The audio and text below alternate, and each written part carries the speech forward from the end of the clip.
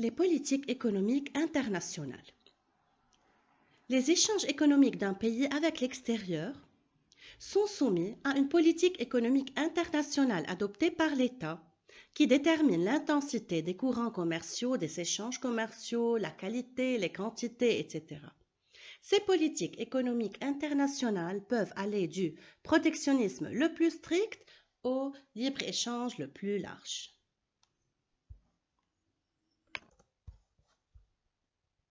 Dans ce chapitre, nous allons étudier le protectionnisme, le libre-échange et la balance commerciale. Le protectionnisme. Le protectionnisme, c'est une politique interventionniste de l'État pour protéger le marché national. C'est-à-dire, c'est une politique économique qui consiste à protéger la production d'un pays contre la concurrence étrangère.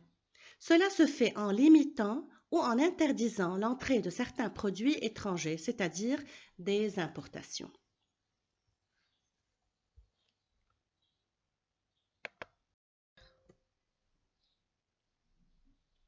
Passons aux formes de protectionnisme. Les formes sont le protectionnisme tarifaire, non tarifaire et réglementaire. Commençons par le protectionnisme tarifaire. Le protectionnisme tarifaire a recours à l'augmentation des droits de douane, c'est-à-dire à l'augmentation des taxes prélevées sur une marchandise ou un produit importé lors de son passage à la frontière. Lorsqu'on ajoute les droits de douane au prix du produit que le consommateur local demande, il va être découragé et il va se tourner vers les biens produits sur place. De cette façon, on peut dresser des barrières douanières.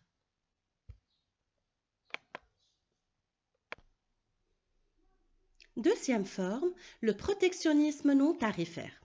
Le protectionnisme non tarifaire a recours au contingentement, c'est-à-dire l'ensemble de mesures qui visent à limiter les quantités de produits importés.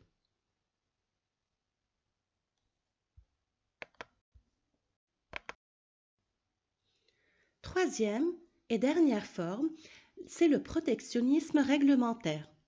Le protectionnisme réglementaire a recours à des normes techniques, sanitaires, etc., des normes de qualité que les importations doivent respecter dans le but de protéger le consommateur et le producteur local.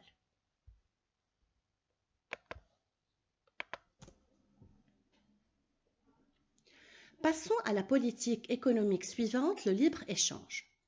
Le libre-échange, c'est une politique économique qui consiste à supprimer tout obstacle, toute entrave, comme les droits de douane, les contingentements, etc., aux échanges internationaux.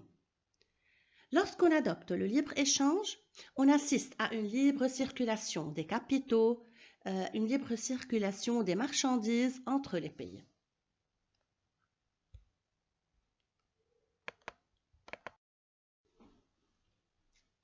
Les formes du libre-échange, on a l'internationalisation, la compétitivité et la spécialisation. Commençons par l'internationalisation. Le libre-échange est surtout caractérisé par l'internationalisation, c'est-à-dire le développement des relations économiques entre les différentes nations.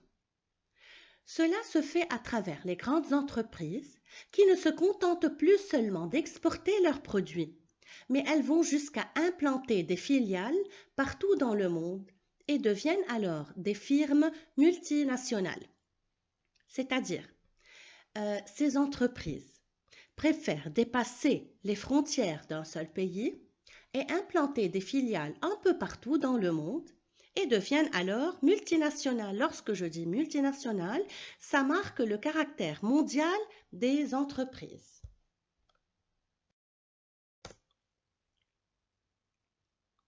Deuxièmement, la compétitivité. La compétitivité est une condition essentielle de la survie de l'entreprise sur un marché concurrentiel. Pour cela, l'entreprise doit être toujours et en permanence à la recherche de la meilleure qualité de ses produits au moindre coût de production, par rapport aux concurrents locaux et étrangers. Donc l'entreprise, pour être compétitive, elle peut vendre ses produits à un prix égal ou inférieur au prix du marché tout en gardant la même marge de bénéfice. On appelle cela le dumping. Et à la fin de la présentation, je vais vous donner la définition du dumping. Donc lorsque je vends mes produits, mes biens à un prix égal ou inférieur au prix du marché, tout en gardant la même marge de bénéfice, tout en gardant la meilleure qualité et au moindre coût de production, je suis alors en train d'éliminer la concurrence en offrant des prix inférieurs qui sont très attractifs aux clients. Mais l'inconvénient, c'est que cette pratique, la pratique du dumping, est déloyale. Pourquoi? Car elle ne respecte pas les règles du commerce des institutions internationales.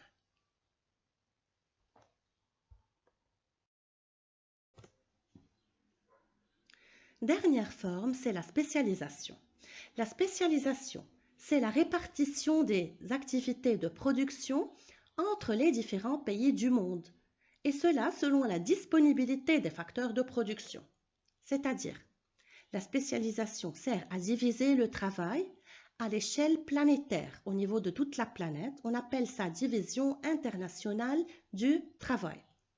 La spécialisation donc des différents pays qui participent au commerce international se fait selon la disponibilité des facteurs de production dans ce pays. Ainsi, chaque pays selon sa spécialisation, il peut être l'exportateur d'un produit déterminé, tandis que tous les autres sont des importateurs.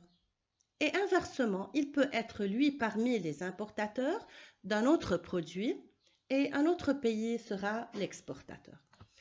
Je donne quelques exemples. Certains pays sous-développés, par exemple, étaient spécialisés dans la matière première. D'autres pays développés étaient spécialisés dans les produits manufacturés. Et il y a aussi d'autres pays plus développés. Par exemple, les États-Unis, la France, sont spécialisés dans des produits plus sophistiqués.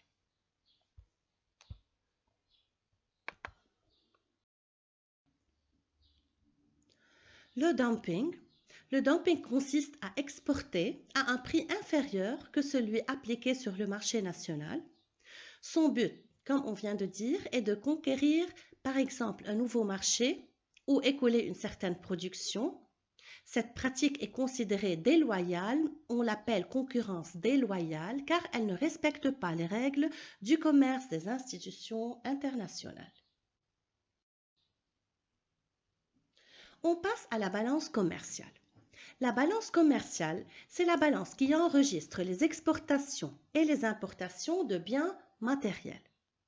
Lorsque je dis solde de la balance commerciale, c'est-à-dire exportation moins importation me donne un certain solde. Si le solde est négatif, cela montre que les exportations sont inférieures aux importations.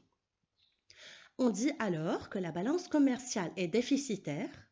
On doit avoir recours à la politique protectionniste et ses mesures pour pouvoir faire face à ce problème. Si le solde est positif, c'est-à-dire les exportations sont supérieures aux importations, la balance commerciale est excédentaire, tout va bien.